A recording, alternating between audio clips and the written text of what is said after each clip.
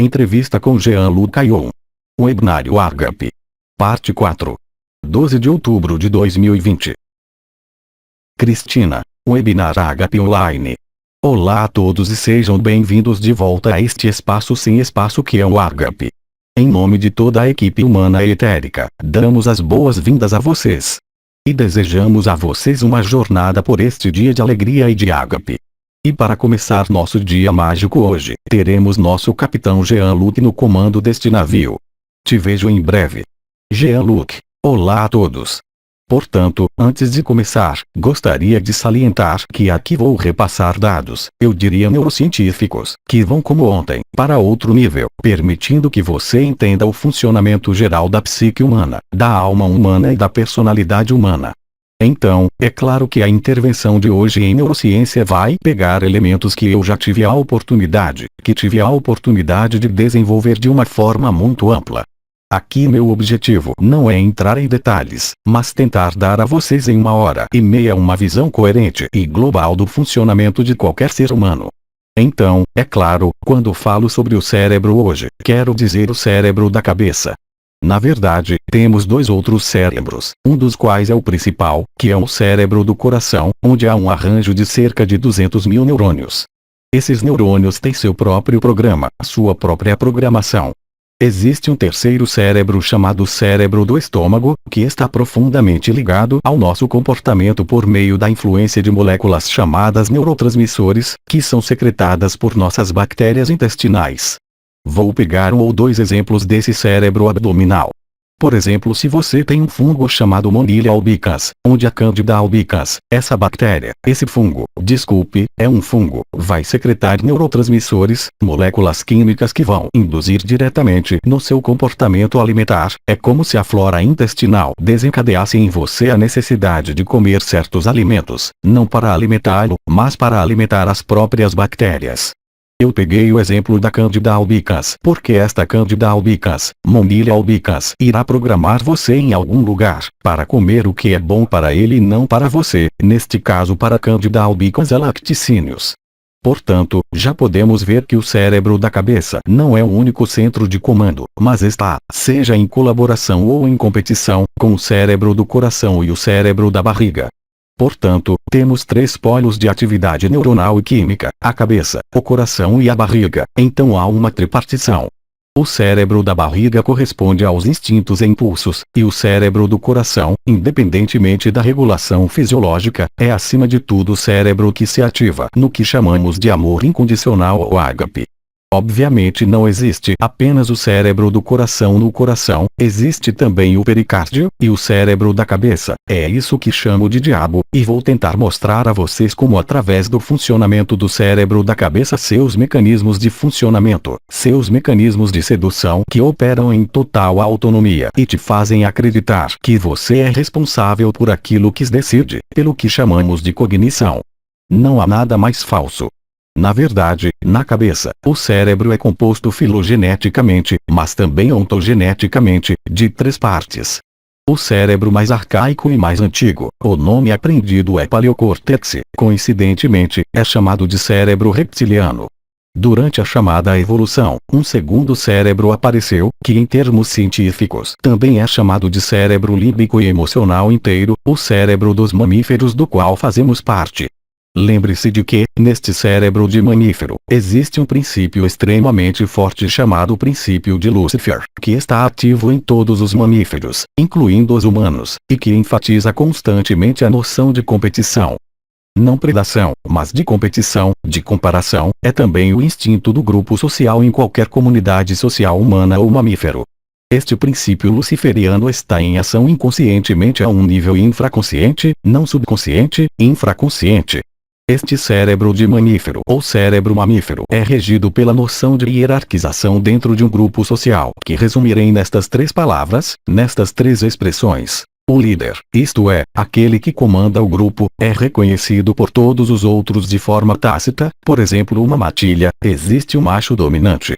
Estes três princípios, que estão em ação inconscientemente, que determinam o líder da matilha, o líder do grupo social, é aquele que come primeiro, é aquele que faz amor primeiro, é aquele que comanda com o propósito de preservar o grupo, mas muitas vezes em detrimento de outros membros do grupo. Tudo que nomeamos no indivíduo, na empresa, como nos grupos sociais, é regido por este princípio, por estes três princípios. Está em ação em todos os mamíferos. O líder da matilha, o comandante, o patrão, é suposto ser o mais forte, mas especialmente aquele que domina os outros. Esse cérebro mediano, médio, o cérebro dos mamíferos, está obviamente ligado, como veremos, às emoções, a tudo que chamamos de inteligência emocional. E, finalmente, há um terceiro cérebro na cabeça, que é um cérebro supostamente mais novo, a massa cinzenta, o neocórtex, que está relacionado à cognição e, claro, a todas as funções motoras e sensoriais. Está relacionado à percepção, enquanto o cérebro reptiliano, o primeiro cérebro de que falei, o cérebro reptiliano, está relacionado à memória, ao aprendizado, ao reflexo de sobrevivência. O cérebro dos mamíferos, o cérebro límbico, o cérebro emocional, está totalmente ligado à inteligência emocional com seus dois componentes principais, a inteligência emocional pessoal, como nos organizamos, como reagimos interações relacionadas às percepções, às emoções, e seu impacto no corpo. Todos os cérebros, o reptiliano, o límbico, o intermediário, e o neocórtex estão em feedback permanente por vários meios que não são químicos e que regularão o corpo. Por exemplo, no nível do sistema límbico, o cérebro emocional, o cérebro passa seu tempo enviando frequências que variam de 48 a 780 kHz, que são como que por acaso as frequências de cristais. Dióxido de silício, o cristal de rocha, que é usada para medir o tempo em nossos computadores, nossos relógios, também em nossas células, passa pelas chamadas áreas laterais do pescoço, e o cérebro monitora constantemente o funcionamento de todos os órgãos do corpo. Por exemplo, na hora do órgão do fígado ou do meridiano do fígado entre 2 e 4 da manhã, o cérebro envia uma frequência, diz olá, olá fígado, envia uma frequência pelas áreas laterais do pescoço que é suposto ser reconhecido pelo fígado, e o fígado envia de volta a frequência. Na ciência da computação nós chamaríamos isso de plim. Enquanto o fígado responder, o cérebro diz ok. Se o seu fígado está doente, quando o cérebro lhe envia olá fígado, o fígado não pode mais responder e o cérebro naquele momento, por seus mecanismos de frequência, o cérebro límbico excluirá o órgão de sua regulação. Você tem por meio disso a gênese de todas as doenças, sem nenhuma exceção. Primeiro, há um desequilíbrio que aparece tanto no plano astral quanto no plano mental, e que gradualmente, com o tempo, levará à exclusão da regulação do cérebro no fígado. O fígado é então excluído e, neste ponto, você entra em doenças orgânicas chamadas degenerativas. O mesmo vale para cada órgão, sabendo que o órgão é muito mais do que suas funções anatômicas, fisiológicas, metabólicas, mas que um órgão é antes de tudo um arquétipo no arranjo da criação. Existem, portanto, espíritos, gênios, que prefiguram a forma de tal ou qual órgão, e isso está perfeitamente descrito na medicina chinesa. Por exemplo, peguei o exemplo do fígado, vamos parar aí sem ele vai demorar muito. O fígado em chinês é gan, pronuncie guan ou gogan, é uma palavra chinesa, gan. Os chineses nos dizem que o fígado é o ministro dos exércitos encarregado da previsão e do planejamento. Além da China, isso também nos traz de volta ao mito de Prometeu, que todas as noites vê seu fígado que é comido por uma águia e que volta a crescer todos os dias. Todos os dias seu fígado é comido e à noite o fígado é reconstituído. As emoções, não há aí nem julgamento de valor positivo nem negativo, estão formalmente ligadas a órgãos e, obviamente, também a áreas do cérebro, uma vez que existe uma conexão entre o sistema límbico e os órgãos do corpo. Não é feito quimicamente, não é feito neuralmente, mas por frequência. Tudo que sobrevoou agora foi assunto de incontáveis satsangs e palestras por mais de 10 anos. Então, volto aos meus 3 cérebros agora e esquecemos os órgãos. Então você tem 3 cérebros, na cabeça, o mais arcaico, como vimos, o mais central, se você quiser que corresponde à glândula pituitária, ou hipotálamo, tudo isso está na parte média e central do cérebro. É a este nível que se instala a ditadura cognitiva e as injunções comportamentais disfuncionais. Esta está ligada à aprendizagem entre 0 e 7 anos, isto é, entre 0 e 7 anos e alguns até dizem 0 a 4 anos, ocorre a programação do disco rígido. Quando você encontrar certos arquétipos desde o nascimento, a maneira como você vivencia esse arquétipo irá condicionar voluntariamente o resto de sua vida sem saber disso. Tudo isso faz parte de um corpo de conhecimento a que me refiro, que você encontrará além disso explicado em minha brochura Cristais e Ser, que em psiquiatria chamamos de padrões disfuncionais iniciais, e que chamamos de período em 2010 os diabinhos. O cérebro reptiliano que é responsável pelo reflexo de sobrevivência e pela preservação da espécie. Tradutora, quem é o responsável pelo Jean-Luc? Desculpe, me repita. Sim, eu estava dizendo que este cérebro reptiliano que é responsável, não me lembro o que disse, que é responsável pelas injunções comportamentais, patológicas, é o cérebro que está, portanto, ligado à preservação da espécie, ao reflexo sobrevivência. Algo está queimando, você coloca sua mão em algo que está queimando, você não precisa pensar e dizer a si mesmo isso queima para retirar sua mão, a mão é retirada por si mesma antes mesmo de seu consciente intervir. O cérebro reptiliano gasta seu tempo nos enganando. Ele está obviamente interconectado com o cérebro emocional, porque as injunções comportamentais do reptiliano serão disfarçadas pelas emoções e nos farão aceitar que somos nós que decidimos. Isso é falso. Todas as decisões que tomamos, sem exceção, nunca são livres. Elas são condicionadas pela escrita do programa, pelo encontro dos primeiros arquétipos: pai, mãe, o outro. Quando somos pequenos, pode ser a cama, o boneco de pelúcia que sugamos, a chupeta e claro as emoções primárias. Um bebê faminto chora, se a comida chega logo à satisfação. Se, por outro lado, o bebê chorar e não tiver uma resposta rápida o suficiente, ficará com fome por um longo tempo. Então o disco rígido do cérebro reptiliano engendra a noção de medo da falta. Ou seja, e que veremos mais em terapias cognitivas e comportamentais. Não se preocupe, enviarei a vocês via Cristina um conjunto de documentos em PDF ou PowerPoint, que permitirão que vocês encontrem tudo isso e vá entender um pouco mais. Portanto, temos 3 cérebros em nossa cabeça. Temos um cérebro dominante, um cérebro de suporte, que dá suporte ao dominante, e um cérebro que é reprimido. Os sistemas de medição biofísica que se desenvolvem na neurociência, que agora estão presentes nos 5 continentes, tornam possível medir a atividade desses 3 cérebros e tornam possível medir validamente mais de 300 critérios ou itens deste que chamamos de inteligência emocional. Então você tem 3 cérebros.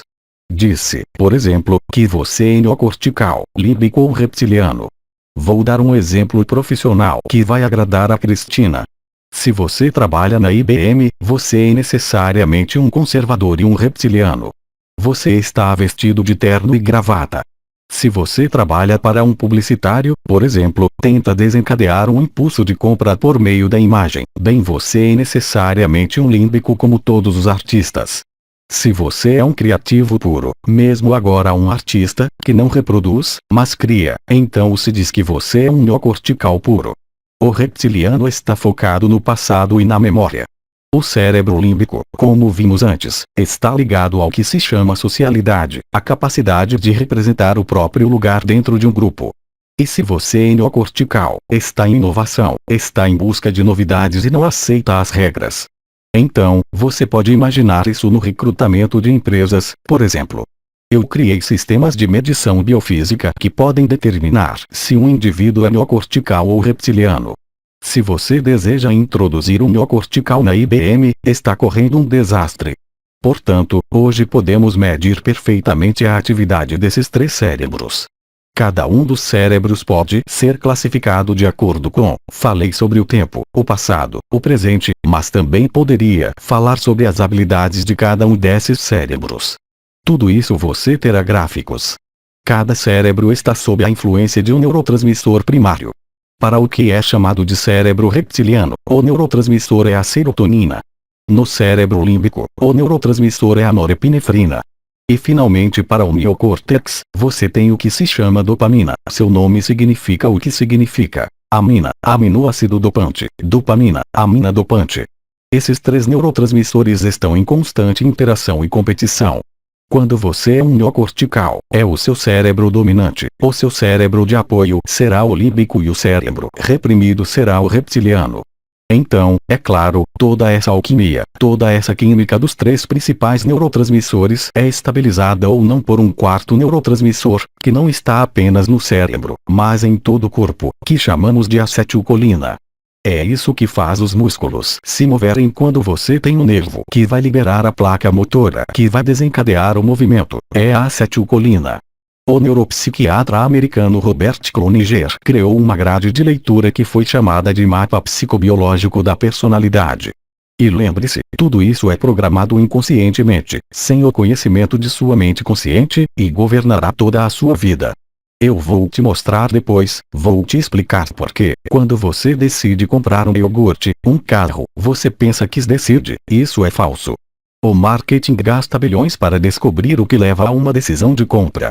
Para o iogurte, por exemplo, ao contrário do que se possa pensar, não é o sabor, é a textura. Para um carro, os homens ficarão desapontados, risos. Você pode ser sensível ao poder, à forma, à cor, mas infelizmente não é isso que desencadeia a compra. Você verá, é o cheiro. Se você entrar em um carro que cheire a couro velho, ou cheire a pão de gengibre, chocolate quente, você vai comprar o carro. A decisão ou o impulso de comprar não é pautado pelo seu motivo, mas pela programação entre 0 e 7 anos de que falei antes. O cérebro reptiliano está ligado ao cheiro. Quando você diz a alguém, eu sinto, eu não sinto, não é absolutamente a energia ou a razão que o faz dizer isso. Assim que você usa a expressão que eu sinto isso, eu não sinto, não tem nada a ver com intuição ou razão. É chamado de instinto. É um reflexo que funciona sem o conhecimento de sua própria vontade. Portanto, se você tem um cérebro neocortical dominante, portanto, um cérebro reptiliano reprimido, pode superá-lo sem problemas. Mas se você for um conservador, o reptiliano estará sujeito a essas injunções comportamentais por toda a vida. E o pior é que você acredita que se trata de uma decisão sua, ao passo que é uma decisão da sua memória, do seu disco rígido. Agora, peço que ouçam com atenção porque aqui estou sobrevoando, mas lembre-se bem. Temos demonstrado algo excepcional na neurociência, em particular com imagens, tomografia e ressonância magnética, então, aparentemente, o mesmo problema de antes, não há imagem. Tradutora, sim.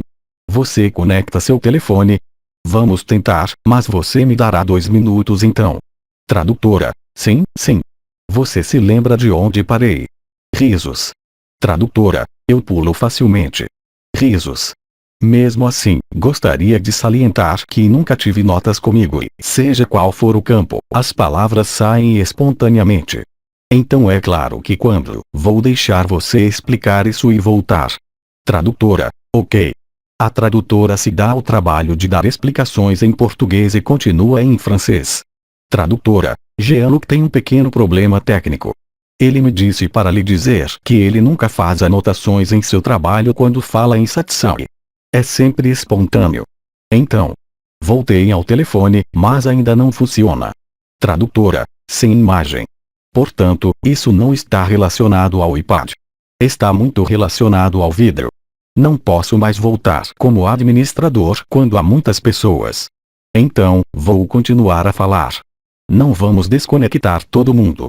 Tradutora, sim. Funciona. Por outro lado, tenho o telefone. Portanto, aqui vou tentar me estabelecer um pouco como antes. Aqui. Você está bem? Sim. Perfeito. Tradutora, ok, sim. Cristina adiciona um comentário em português. Vou retomar. Bem. Cada cérebro é, portanto, responsável. Há cortes de rede aí. Tradutora, sim, existem cortes. Sim. Continue. Nós continuamos. Bem. Então, cada cérebro, eu dei a vocês o exemplo do reptiliano, mas podemos pegar todos os casos. Lembre-se de que cada um desses 3 cérebros é responsável pelo que chamamos de comportamento primário. Eu falei sobre o quarto neurotransmissor também no cérebro, a acetilcolina, que regula a estabilidade dos outros 3. O cérebro reptiliano ligado à acetilcolina é responsável por um comportamento primário que chamamos, Cloninger chama de evitar o sofrimento. Preferimos chamá-lo de atitude em face da provação. Por mais paradoxal que possa parecer, você tem indivíduos que são ótimos quando se sentem ameaçados. Isso é tipicamente reptiliano. Você tem um segundo comportamento primário que Cloninger gosta de nós em minha equipe, que chamamos de a necessidade de recompensa. A necessidade de recompensa, por exemplo, está diretamente relacionada ao seu nível de sociabilidade. A fobia social, por exemplo, são pessoas que têm um sistema límbico atrofiado e deficiência de norepinefrina. O terceiro comportamento primário, ligado à dopamina, portanto, ao nível do cérebro mais recente, o neocórtex, é responsável por um comportamento conhecido como a busca pela novidade. Vou pegar o exemplo extremo, o caso em que a dopamina é muito alta e a busca por novidades, portanto, também.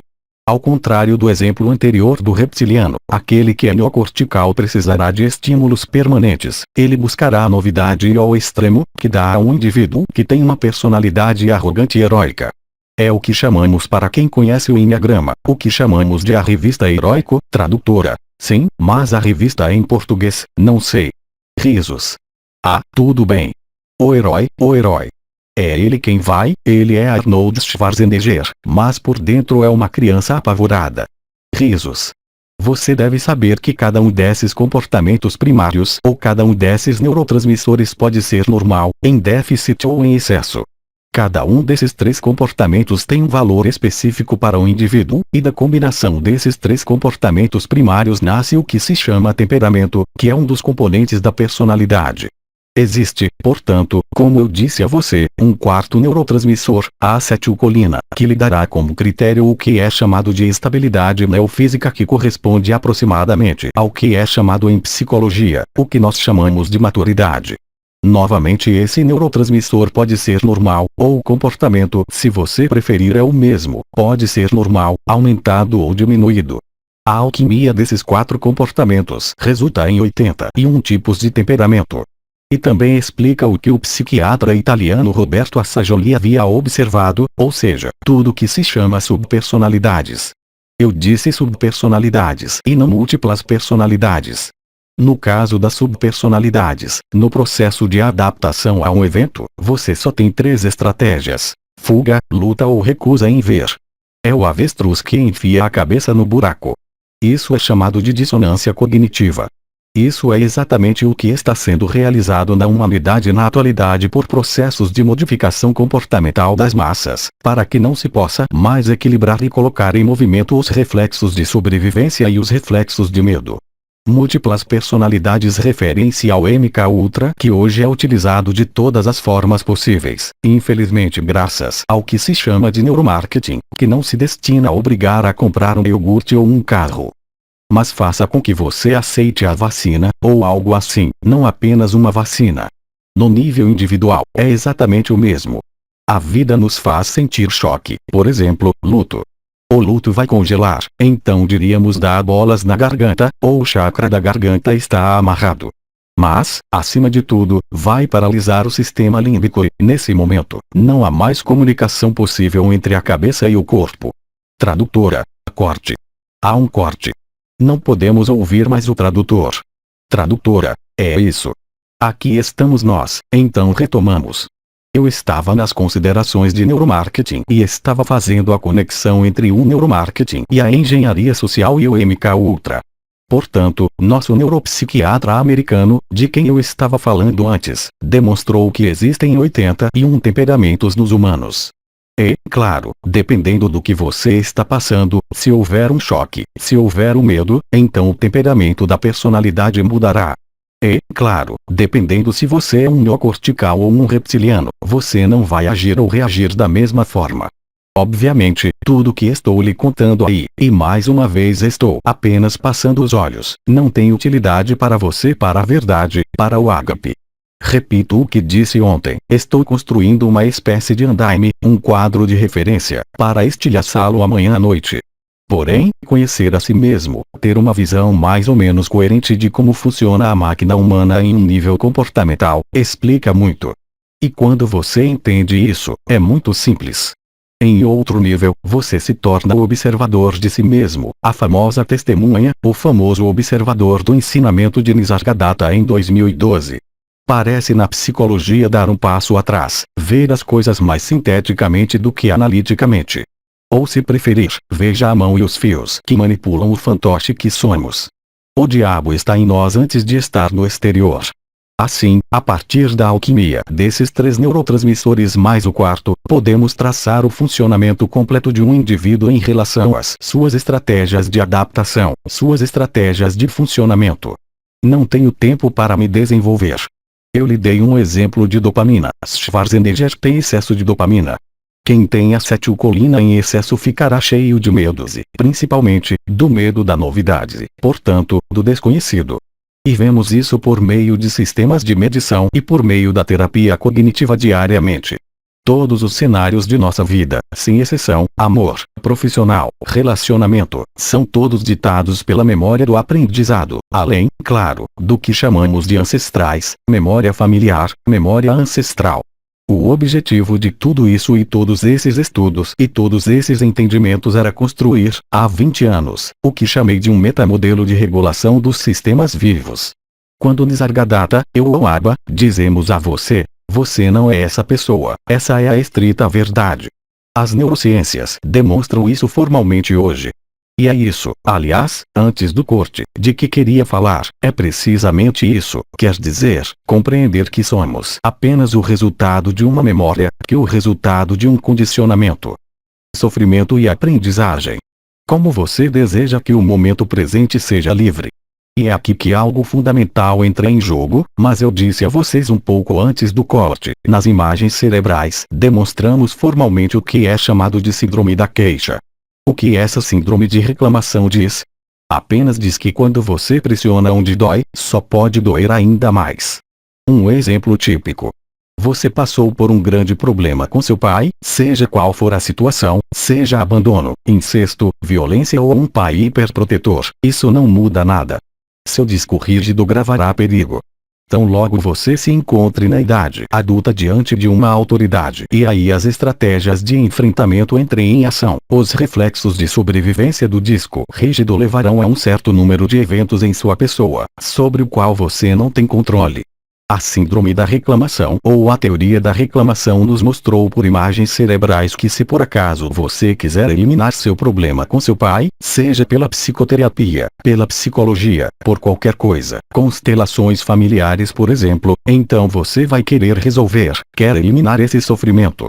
Então, é claro, você irá eliminá-lo de sua cabeça, não haverá mais reação emocional, mas ele irá gradualmente descendo ao longo dos anos para o território do corpo que corresponde a ele. Normalmente, leva de 10 a 20 anos para aparecer no nível físico. É a trapaça absoluta há mais de um século de todos os dados da psicologia, que nos fazia acreditar que para resolver um problema era preciso olhá-lo de frente, analisá-lo, ir além. Não há transcendência nisso, e a teoria da reclamação resultou nesta frase que considero magistral. Tudo que você se opõe, tudo que você revive no presente, fica mais forte. Quando você trabalha, por exemplo, em um conflito de parceiro, com o marido, sabemos que a área do corpo que corresponde a isso é o seio direito, no exemplo do pai anterior, era o ovário direito, e não estou falando de simbolismo do corpo aqui, mas de coisas muito mais fortes que estão inscritas em nossa arquitetura neurológica. Tudo que você vai se opor vai ficar mais forte. Se você transpuser isso para o nível coletivo da humanidade agora, entenderá perfeitamente o que vai acontecer. Confronto total. Tudo que você se opõe está ficando mais forte. Tudo que você quer analisar e entender sobre o seu personagem em relação ao que você está sofrendo hoje também ficará mais forte. Não no nível mental, você o eliminou, mas no corpo. Estamos longe do que chamamos de medicina psicossomática, mas estamos sob a influência direta de seu psiquismo, de seu comportamento, de seu sofrimento, de seu aprendizado, que descerá, como disse, para o corpo. Então isso corresponde a um médico que era muito conhecido, de quem não devemos falar especialmente na França, que é o Dr. Mer, na medicina integral, tudo vem da cabeça. O diabo está na cabeça. Porque tanto insistimos no momento presente, em Ikinuk, não é algo que é abstrato, é algo que está inscrito na arquitetura neurológica. Você não tem outra solução, e estamos começando a falar sobre isso no que chamamos de neuroetologia. Desculpe-me, vou simplificar as coisas. Neurociência comportamental e neuroetologia ou neurociência espiritual. Por exemplo, se falamos sobre o despertar da Kundalini, as imagens cerebrais nos mostram isso. Todo o córtex motor sensitivo está em hiperatividade. Quando você tem câncer de mama, você tem o território correspondente ao nível psicológico, mas também o território do cérebro que é afetado. Isso é todo o mapeamento do Dr. Omeri da medicina integral. E a neurociência hoje tem mostrado, não vou agradar muita gente aqui, que qualquer trabalho sobre você ou sobre qualquer memória o condena irreparavelmente. Você não tem outra alternativa a não ser ver essa escravidão cognitiva, que nada depende de você e que é apenas memória. Vai longe, todos nós sabemos que quem é Áries não tem as mesmas características que quem é Capricórnio. O que determina isso são os astros, os planetas. Os astros são do astral, são das emoções. O que estou falando aqui não é para que sua personalidade ou seus comportamentos sejam analisados, é para lhe dizer e afirmar que funciona assim. Não estou dizendo isso, é uma imagem funcional do seu próprio cérebro. Isso é exatamente o que está acontecendo no nível coletivo, não vou entrar em detalhes, é uma técnica de marketing para fazer você aceitar o inaceitável. Introduzimos o medo, introduzimos injunções paradoxais, um dia está fechado, um dia está aberto, muda constantemente, instala-se dissonância cognitiva, o cérebro reptiliano assume o controle e o conduzirá a estratégias de evasão, por medo.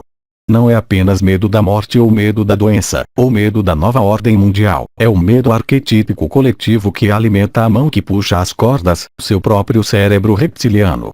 Então, quando ouço os espíritas nos dizerem que temos que ativar o terceiro olho, a epífise, a glândula pituitária, tudo relacionado à memória e à visão astral, é isso que impede o coração de tomar o relé. A armadilha está perfeitamente desenhada, tem sido chamada de confinamento deste sistema solar, e a mesma coisa acontece em nossas cabeças. Enquanto não abrimos o coração, mas não somos nós que o abrimos. Ponha o cérebro reptiliano em repouso, quaisquer que sejam suas injunções de comportamento, quaisquer que sejam os medos ou sofrimentos secretados. Eckhart Tolle falou em parar o motor do sofrimento. Você tem apenas uma solução e Ketnuk, aqui e agora, o presente eterno, o absoluto eterno. Tudo o mais pertence ao mundo da morte na terminologia de Bernardo de Montreal. As neurociências hoje, graças às neurociências espirituais, a neuroetologia, validaram tudo isso. O problema é que o uso que é feito dele agora é exclusivamente para a engenharia social, e a engenharia social funciona no momento em que você esquece o presente. Uma coisa é fazer como eu, isto é, iluminar, mostrar a manipulação, mas não adianta reagir. A engenharia social está levando você à reação, ao choque, ao caos, é isso que eles querem. Nós que vivemos em Ágape sabemos disso. Enquanto você deixar de estar aqui e agora, você está sujeito ao mundo da morte, goste ou não. Mesmo que suas memórias, seu aprendizado tenham sido perfeitos, felizes, você não pode ser livre. A parada do motor do sofrimento é favorecida pelo observador, a testemunha, que se deixa cruzar, sem deter os pensamentos, as emoções, os sofrimentos. Esta é a única maneira, para deixá-lo atravessar. Então chamei de aceitação, chamei de sim, chamei de mas tudo o que eu disse durante os satsangs, ou o que os intervenientes disseram é real, é indiscutível. Você sempre pode argumentar, mas mais cedo ou mais tarde terá que enfrentar os fatos, porque o ser humano nunca foi tão bom quanto quando é ameaçado, e quando esgota todas as respostas possíveis, nesse momento então ele aceita. Não é a aceitação da situação, é intolerável, é a aceitação daquilo que é, sem reação, que cria a solução. Esta é a inteligência da luz, a inteligência do momento presente. Você não pode manter uma história, não pode manter um cenário e ser livre. É impossível. Não estou dizendo isso, embora os intervenientes o tenham repetido de todas as maneiras possíveis. É a anatomia e a fisiologia de como somos constituídos. A única maneira de a ditadura da cabeça do diabo acabar é deixando o cérebro do coração agir. O cérebro do coração só pode agir se o medo for ultrapassado, se a busca pela novidade for negligenciada. Nos negócios, chamaríamos isso de antecipação, visão, que é o que se busca, mas para você é impossível. Qualquer projeção e qualquer visão inevitavelmente o leva a um porvir, e você não está mais disponível no presente. A primeira fase do que se chama de despertar, não estou falando do acordar. O despertar é concretamente ver que tudo o que vivemos, que tudo o que passa, não tem nenhuma substância, não tem nenhum real. Tão logo você abandone seus objetivos, tão logo você abandone suas memórias, seu aprendizado, enquanto você não desistir, você não pode estar na alegria, você não pode ser livre, vocês são escravos de sua pessoa. Significa que você está possuído pelo diabo da sua cabeça, e a única maneira de se livrar disso nunca será uma luta, é um entendimento, como eu disse a você através do arquitetura inaudível. A compreensão desencadeia a experiência de ágape, mas a não compreensão do seu personagem com a sua história e seu sofrimento. Saia do seu delírio pessoal, esteja simplesmente lúcido sobre o que está sendo jogado e experimentado, mas isto não é vida, não são vocês. A única maneira, certamente não é a meditação, certamente não é a elevação vibratória que nos foi útil, isto é, elevou as vibrações e o nível de consciência. A única solução é iluminar, ver com clareza, não reagir, pois assim que você enxergar com clareza, a manipulação cai por si mesma. Você não tem que fazer nada. Você pode ver que hoje no nível da humanidade tudo é feito para te fazer reagir. É só estar informado, só é preciso aceitar o inaceitável e a inteligência do presente retificará tudo sem você.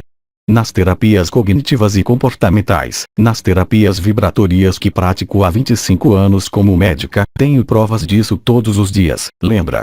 Vou terminar com estas palavras, vou retomar esta noite antes do ABA, porque ainda não terminei, esta frase é essencial, e está também na neurociência. Tudo ao qual vocês se agarram lhes prendem.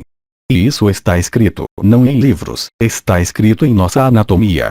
Na época, eu havia demonstrado, com a equipe do Dr. Moody e a Associação Internacional para o Estudo dos Estados Próximos à Morte na França, já havíamos demonstrado tudo isso.